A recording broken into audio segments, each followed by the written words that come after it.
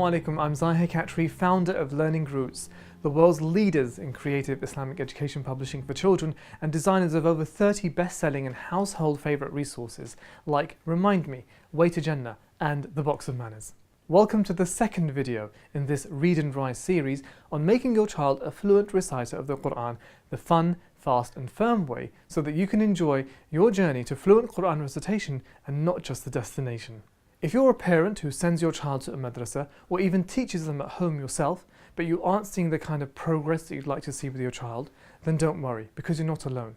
In our experience, slow progress is not something that comes down to bad teachers. It's often down to using an old process that just doesn't work effectively in the modern world.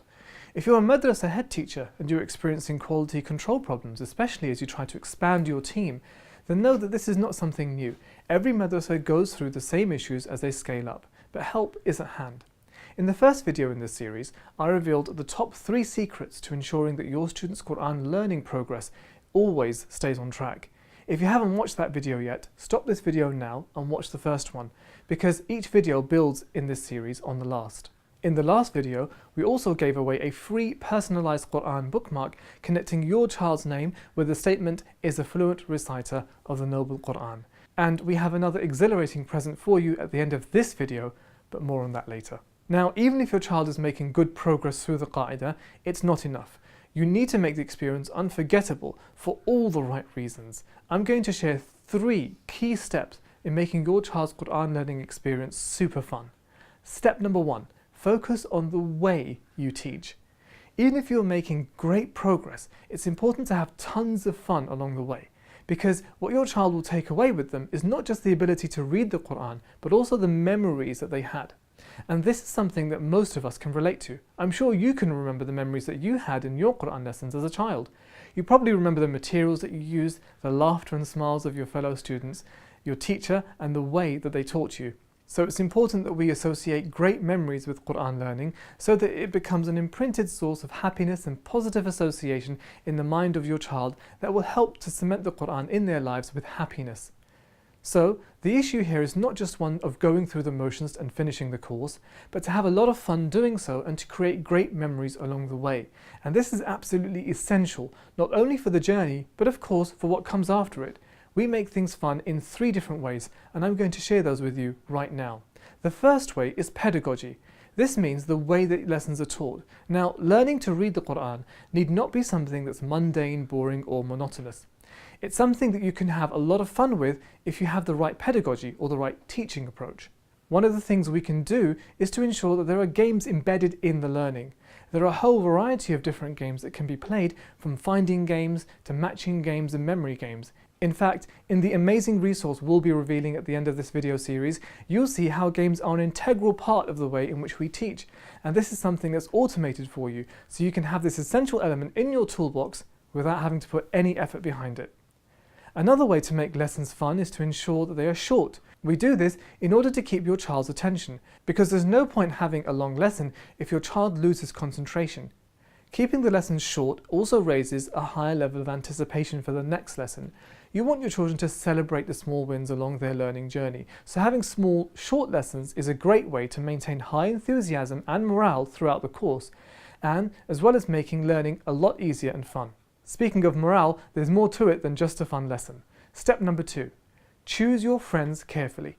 It's important that the people that your child is surrounded by during the Quran lessons are friendly and that there are smiles all around and there's lots of positive encouragement for the learning journey. Learning should never be done in a place where there are negative emotional experiences such as bullying or being made to feel uncomfortable due to a lack of progress or being made to feel inferior to other students. It's very important that the fellow students and teachers are welcoming and kind and encouraging, because these experiences will create memories and those memories will stick with your child for life. Even if they are competent children when it comes to reading the Quran, it's also important for teaching to take place in a positive, clean environment, free from other distractions, free from anything that would create a negative overtone or feeling in your child's heart. But these negative experiences don't just come from people and places, they also come from things you wouldn't expect. Step 3, doing things by the book.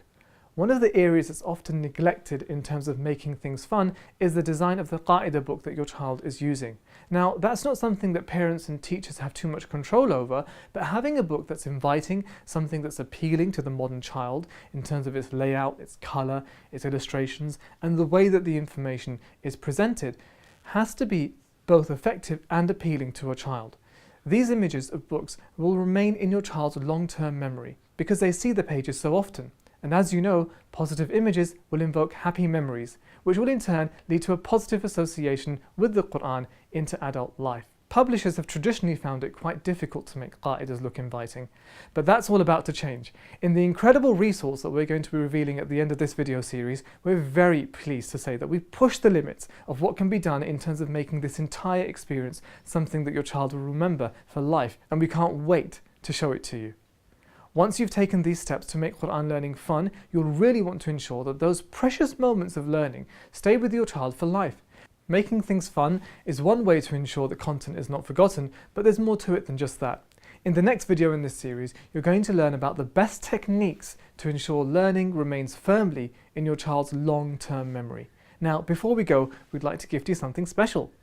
Something that wraps up everything that we've discussed in this video session in a wonderfully designed experience that's sure to give your children a taste of how joyful Quran learning can really be. I've tried it with my own children and the atmosphere was electric. There are tons of smiles, cheers and excitement all around, all themed around the Arabic language. Your special gift today is an Arabic word-themed treasure hunt. It's been carefully engineered to be played in any home. Your children will be thrilled to run, search and find the next clue as they learn about the different letters and sounds along the way. Simply download the document below, print, cut out, set up and you're ready to go. It takes no longer than about 10 minutes from start to finish to set up. The more children there are, the more fun the treasure hunt will be. So why not invite your children, family and friends around and make it an occasion by telling their parents about the Read and Rise series too. And when you're done, please comment below with your favourite moment from the hunt. We'll be thrilled to hear from you. That's a wrap for this second video, and I look forward to seeing you again in our next video where we'll uncover the best and most effective techniques to ensure lessons are not forgotten so that your child can steam ahead and not have to look over their shoulder worrying about losing what they've already learnt. Until then, thank you for watching. Assalamu alaikum.